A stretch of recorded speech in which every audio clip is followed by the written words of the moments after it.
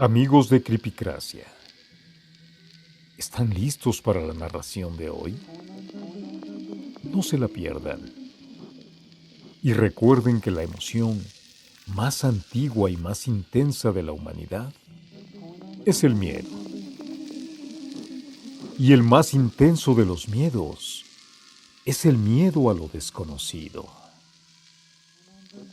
Esta noche te traemos un cuento corto de terror del autor galés Arthur Machen, un escritor de literatura fantástica de terror.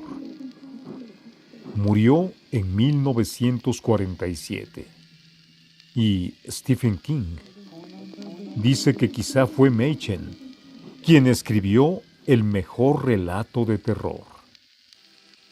Te recomendamos su literatura. Antes de empezar con el relato de hoy, te pedimos que le des like al video y lo compartas si te gusta la literatura de terror. Haciéndolo, nos ayudas a que cada semana produzcamos estos videos para ti. Creemos que el terror debe ser difundido a través de sus mejores expositores. ¿Listo? Ahora sí, comenzamos. Los niños felices, de Arthur Machen. Un día después de la Navidad de 1915, mis deberes profesionales me llevaron al norte. Había habido ciertas charlas singulares, varios chismorreos respecto a que los alemanes tenían un escondrijo. Nadie parece saber exactamente qué hacían allí o qué esperaban lograr. Mas la información corría como un incendio de una boca a otra, y se creyó conveniente que tal habladuría fuese seguida hasta sus orígenes, y expuesta al público o negada de una vez por todas. Me dirigí, pues, al Distrito Nordeste, el domingo 26 de diciembre de 1915, y continué mis investigaciones a partir de la bahía Helmsdale, que es un pequeño pueblo marítimo situado a 3 kilómetros escasos de Cabo Malton. La gente de los prados y las marismas también se habían enterado de la fábula, considerándola con supremo desdén. Por lo que pude averiguar, dicho cuento había tenido origen en los juegos de unos niños que durante el verano habían vivido en Helmsdale. Habían improvisado un burdo drama de espías alemanes y su captura. Y habían utilizado la caverna Helby, situada entre Helmsdale y Cabo Malton, como escenario de sus juegos. Esto era todo, aparentemente. Los bobos habían hecho el resto.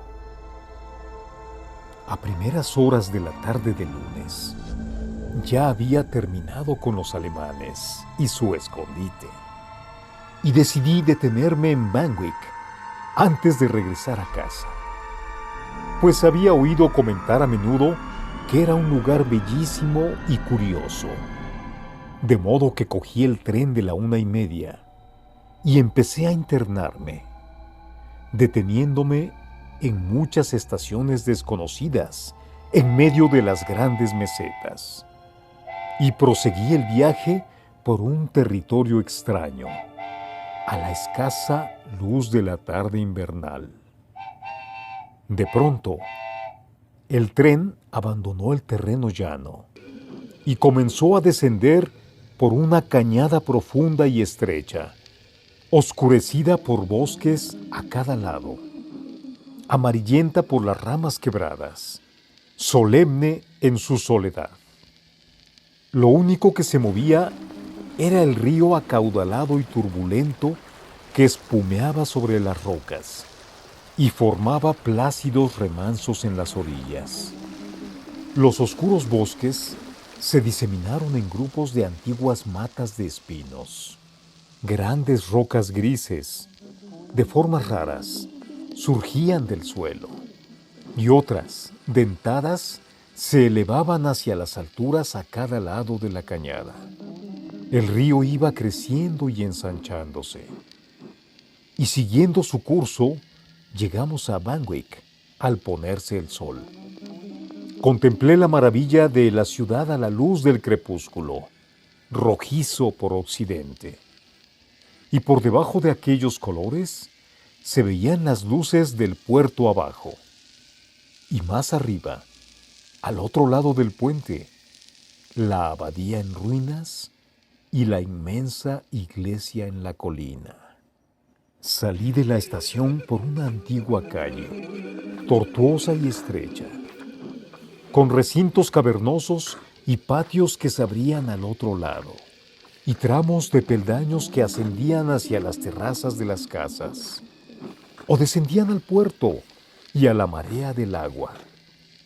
Distinguí muchas casas torcidas, casi hundidas por el peso de los años, casi por debajo del nivel del suelo, con techumbres de troncos de árbol derruidas y portales encorvados, con rastros de grabados grotescos en sus muros.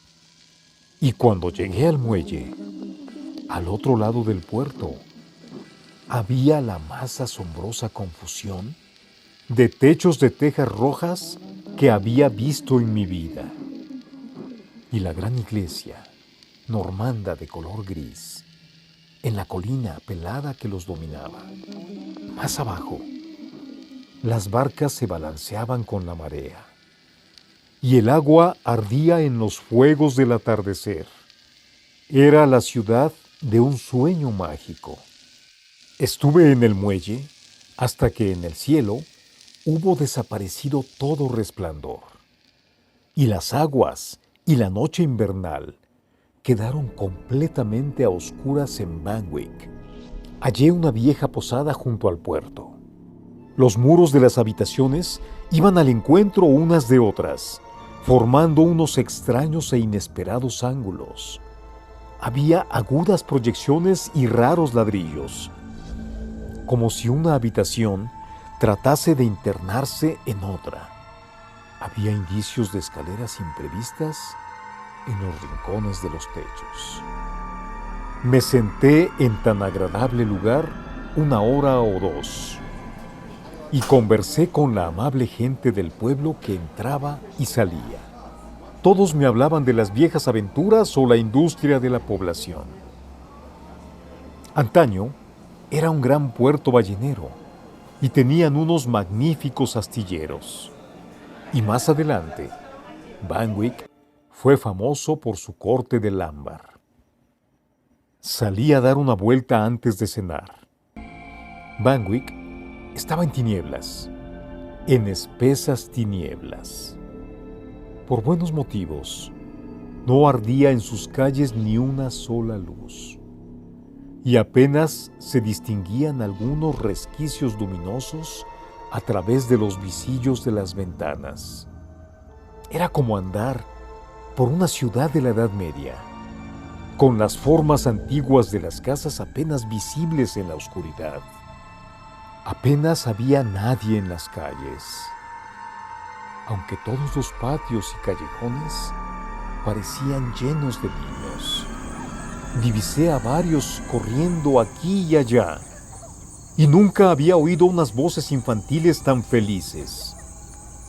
Unos cantaban, otros reían, y atisbando por una de las oscuras cavernas, percibí un coro de niños que danzaban, dando vueltas y más vueltas, cantando con voces muy diáfanas una bella melodía. Seguramente una tonadilla local, supuse, ya que se trataba de unas modulaciones que jamás había escuchado.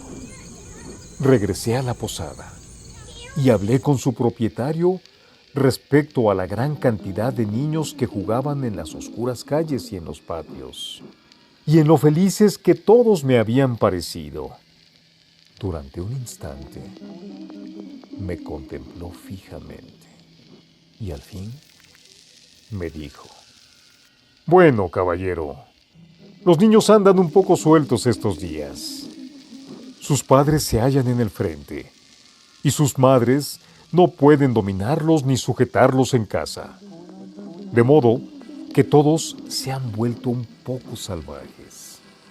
Había algo raro en su expresión, pero no conseguí descubrir en qué estribaba la rareza. Y me di cuenta de que mi observación le había dejado inquieto. Pero yo ignoraba en absoluto qué le pasaba. Cené y me senté un par de horas a discutir de los alemanes en su escondite del Cabo Malton. Terminé mi relato del mito alemán y en vez de irme a la cama, decidí que debía dar otra vuelta por Banwick, envuelto en su maravillosa oscuridad. De modo que salí y crucé el puente subiendo por la calle del otro lado, donde se veía el amontonamiento de tejados rojos, casi unos encima de otros, que había contemplado aquel atardecer.